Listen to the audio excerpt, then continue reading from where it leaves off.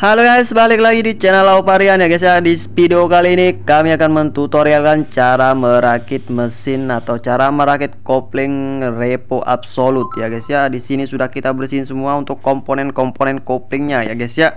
Sebelum lanjut ke videonya guys, jangan lupa like, komen, dan subscribe ya guys ya, biar kami lebih semangat lagi bikin video seputar otomotif ya guys ya. Nah, ini cocok bagi pemula ya guys ya. Kalau sudah yang profesional atau sudah senior pasti paham, nggak usah nonton tutorial cara merakit kopling ya guys ya. Oke, di sini kita pasang dulu untuk ring yang berada di kruk asnya ini agak tipis, kemudian sejenis bos ya, agak tebal dia di ring as koplingnya guys. Kita pasang dulu guys. Nah, setelah itu kita rakit di bagian ini guys, kampas kopling sama pelat koplingnya guys ya. Di situ juga ada remah kopling. Nah, di situ kita pasang kampas kopling, pelat kopling, kampas kopling, pelat kopling lagi guys, kampas kopling lagi guys. Nah, setelah semuanya masuk, kita kasih lurus untuk bagian pelatnya. Kemudian jangan lupa guys, di situ ada ringnya ya guys ya. Posisinya di tengah, di tengah-tengah kampas kopling. Kemudian kita pasang untuk penutup kopling, dan di belakang penutup kopling ada bos ya. Nah, di situ ada bosnya. Lanjut kita perakit atau kita pasang untuk kampas ganda, mangkok gandanya guys ya. Nah, setelah itu kita pasang secara bersamaan. Nah, ini dia guys, keunggulan dari kampas kopling atau bagian kopling Honda ya guys ya. Di situ ada mangkok olinya. Beda dengan Yamaha, Anda punya mangkok oli, makanya cepat habis di bagian kampas kopling ya guys ya.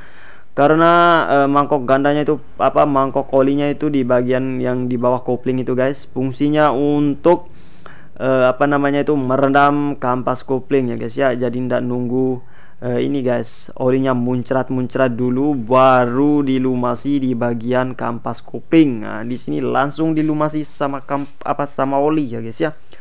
Nah, setelah itu lanjut kita pasang ring bintang di bagian kampas gandanya ini, kemudian ring tipis yang ada tulisan outside. Nah, kemudian kita pasang murnya jangan sampai terbalik ya, mur kopling sama mur ganda.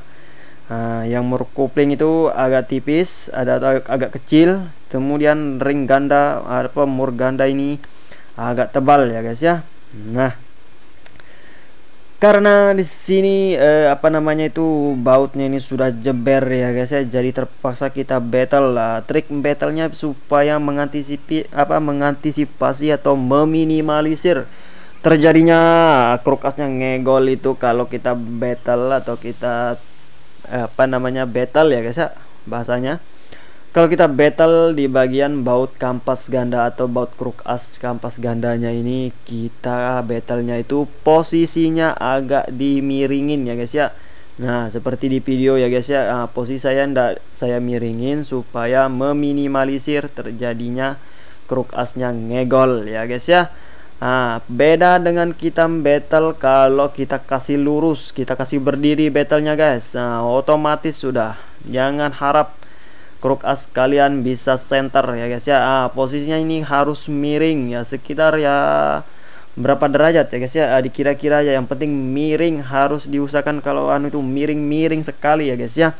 Nggak tahu pernah dibongkar di mana ya guys ya untuk bagian kopling repo absolut ini, karena murnya sudah jeber semua ya guys ya. Nah, setelah dikira kencang, kemudian kita pasang atau kita congkel ini untuk ring bintangnya ya guys ya, supaya bisa menggigit sama murnya. Nah, kemudian ini kita pasang untuk plat kopling. Nah, beda dengan motor Supra lama ya, Geren itu masih memakai per kopling. Kalau repo absolut ini memakai sejenis plat ya guys ya, dan posisinya itu kalau kita lihat itu yang melengkung itu ke dalam ya guys ya, jangan menghadap keluar, yang melengkungnya itu ke dalam, jadi yang tengah itu agak nonjol ya guys ya. Yang sampingnya itu rapat. Nah, kemudian kita kencengin menggunakan kunci T8 ya guys ya. Kita kencengin baut ini guys, plat koplingnya ini menggunakan kunci T8. Nah, murnya itu cuma 6 biji ya. Terus murnya itu agak pendek, kepalanya 8 ya guys ya.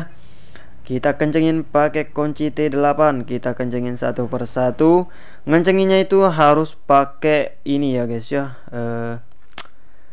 kira-kira ya guys ya, jangan sampai terlalu kencang bisa patah tuh baut guys. Nah, bisa resiko patah. Nah, setelah itu kita kencengin satu persatu ya guys ya.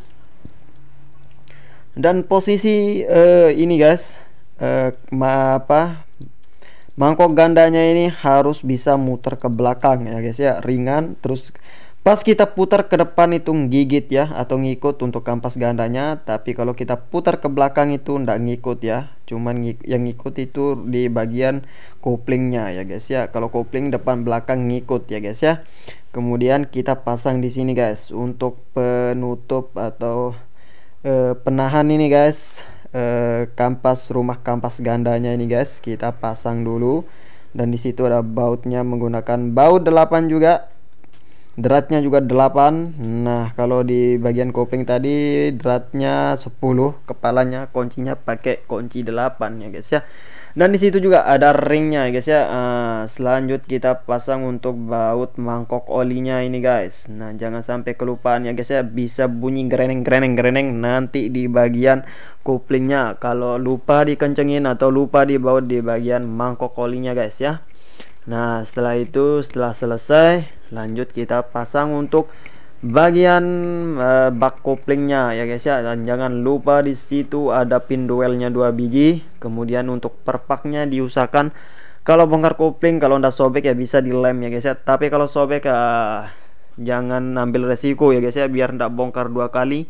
Kita kasih atau kita ganti saja paknya ya guys ya. Nah, kemudian di ini guys, di bearing di bearing koplingnya ini kan, disitu ada bearing guys, kita kasih garis dulu biar nyantol untuk pelatuk giginya ini guys ya. Nah, disitu juga di proses ada di pelatuk giginya itu juga ada garis, harus lurus sama garis ya untuk titiknya itu, biar nanti enak pas kita masukin gigi ke depan enak, ke belakang juga enak ya guys ya. Kalau terlalu maju biasanya natap sama kampas gandanya jadinya agak keras ya. Nah, harus diperhatikan guys ya, di situ ada garisnya. Kemudian di pelatuk koplingnya itu di pelatuk giginya itu ada titiknya, harus lurus ya, garis sama titik. Nah, biar enak. Kalau masih original itu di situ ya, tapi kalau sudah ndak original untuk as giginya itu biasanya ndak ada ya untuk garisnya itu guys. Kemudian ini guys, kita pasang di bagian baut kopling atau baut bak koplingnya guys, menggunakan kunci T8 juga ya guys ya. Nah, kita kencengin satu persatu ya guys ya. Dan bautnya ini jumlahnya berapa ya, 2, 4, 6, 8, 10, 11, 12 ya guys ya, 12 baut. Nah, diingat-ingat ya guys ya, nanti jangan sampai untung, jangan sampai rugi ya guys ya, harus pas. Harus pas porsinya. Oke guys, mungkin ya sekian dulu video tutorial cara merakit kopling Repo Absolute ya guys ya. Nah, habis ini kita baut untuk ini guys, baut ini guys, baut olinya atau baut tap olinya kita kencengin dulu nanti ya guys, kita pasang dulu. Kemudian baut kickstarternya kita pasang dulu, dan setelah itu baru kita masukin oli, baru kita tes untuk posisi koplingnya guys. Nah, jangan dimasukin oli dulu sebelum di ini guys ya, di tes ngopling apa ndaknya ya guys ya. Oke, mungkin sekian dulu video kali ini. Semoga bermanfaat ya guys ya, dan jika ada pertanyaan silahkan tinggal di kolom komentar guys. See you next time.